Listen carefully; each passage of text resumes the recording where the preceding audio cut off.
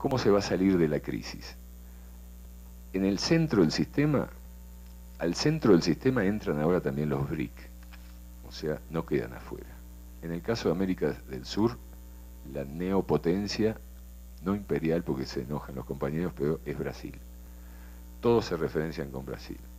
Brasil también hace una expansión, no solamente comercial y de inversiones, sino también cultural. Beca para estudios de grado y de posgrado a compañeros de todos los países vecinos, al estilo de lo que hacía Francia culturalmente con las colonias del Magreb o del África. Te doy una beca, te integro, no te dejo quedar después que hiciste tus estudios acá, pero te mando como representación mía allá, porque culturalmente vos después me vas a traer no solamente la educación, sino me vas a traer el vínculo político y el vínculo empresarial. Porque a lo mejor ese que bequé mañana es ministro, o director de algo, etcétera, etcétera. Y va a decir, bueno, yo me eduqué en San Pablo, y entonces el inversor de San Pablo es mejor que el de Estados Unidos. Yo traigo la empresa de San Pablo. Entonces yo traigo la Odebrecht, traigo, ¿no? Mi represa no la hago con el otro. Aparte me entiende mejor, entiende mi mentalidad. Cuando yo digo entiende mi mentalidad, está entendiendo que un 30 o un 40% del manejo de mi presupuesto tiene que ver con su actitud. O sea, y ahí hago un intercambio. Yo te firmo rápidamente a vos, vos ganás la licitación frente a los alemanes o los ingleses o los franceses o los americanos, gana Brasil. Pero claro, vos ganaste la licitación y el costo después ya no es el de la licitación, sino es un adicional, un costo suplementario. Dicho en términos de accountability sería corrupción, pero dicho en términos locales es una consultoría de conocimiento. Vos conocés mi mentalidad y yo conozco la tuya, entonces vos ganás y yo gano, está todo fenómeno. ¿Esto a qué nos lleva? Que habíamos dicho que había un problema de tiempos, los ciclos se acortaron y el presupuesto público, que es anual, pasa a ser la programación presupuestaria, no hay planificación. Y se maneja como si fuera el Estado una empresa privada. Tiene que tener eficiencia, rentabilidad, beneficios. Esto hace que la educación forme parte de esa rentabilidad. Cuando a mí me dicen cuál es la rentabilidad de invertir en educación, economista frío, digamos, dice cuánto me deja dentro de 5 años. Cuántos graduados, cuánto el sector empresarial, cuánto yo puedo ganar con esto, cuál es la rentabilidad de que yo lo beque, le dé una ayuda de investigación, lo forme, y cuántos se me van afuera y cuántos quedan adentro. También se produce el efecto al revés. Hay una gran inversión por la población que yo tengo desocupada, la induzco no solamente a formarse, sino que después se vaya para afuera, porque no la tengo en el mercado laboral. Entonces mis graduados universitarios tengo de más en los países como los nuestros. Lo induzco que se vaya afuera, porque ese después va a sostener a su familia adentro.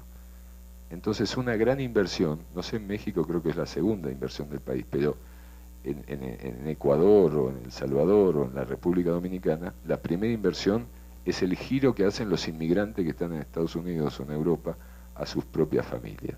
Esos $100 que le mandan por mes como promedio es una gran inversión en el país, para el consumo y para el movimiento de capital.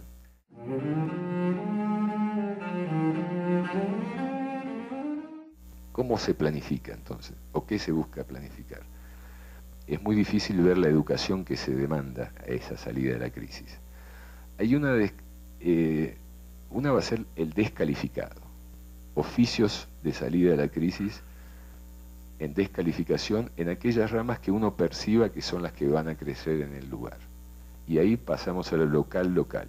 Una cosa es el DF, obra pública, obra privada en construcciones, o el sismo de Chile. Entonces todo electricista, plomero, gasista, albañil, etcétera, tiene que ir ahí. Ahí tendrá trabajo, tendrá capacidad de reproducción de su familia y educación necesaria para eso. Ahí le tenemos que enseñar oficios.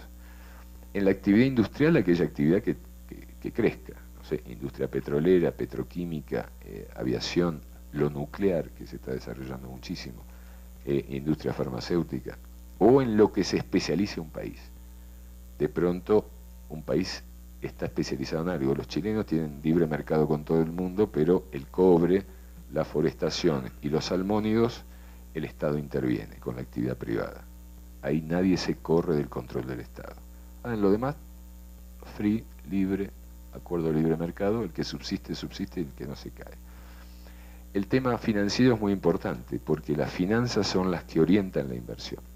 Y ahí ya no es solo el tipo de cambio el problema, que habíamos dicho la guerra entre el dólar y el euro, sino fundamentalmente la tasa de interés. Para salir de la crisis, Keynes dice la tasa de interés tiene que ser baja. A veces está en cero, como en Japón, y casi no pasa nada. Pero de a poquito empieza a crecer. Cuando se empieza a salir de la crisis, la tasa va para arriba. Entonces el que se endeuda en la crisis tiene que tener mucho cuidado en la capacidad de pago, porque si no quiebra. Esto, el que se endeuda también en consumo bajo, ¿no?, que usa mucho la tarjeta de crédito. La tarjeta es una adicción, que eso saben los psicólogos, igual que la droga, es adictiva. Entonces, en la sociedad de consumo uno va con la tarjeta y como entra al shopping o al supermercado, lo primero que ve no es lo que va a comprar, sino ve cualquier cantidad de cosas que en su imaginario lo atraen, saca la tarjeta, compra y después tiene graves problemas. Tiene graves problemas ¿por qué? Porque la tasa de interés se modifica y la compra es cada vez más dilatada en el tiempo. Me dan 30 meses, 40 meses, yo digo, bueno, dentro de 40 meses con la inflación que hay, esto no vale nada, y juego. Pero mi salario no corre la inflación, o sea, no corre la diferencia de precios a la salida de la crisis. Ese es un problema también a tener en consideración.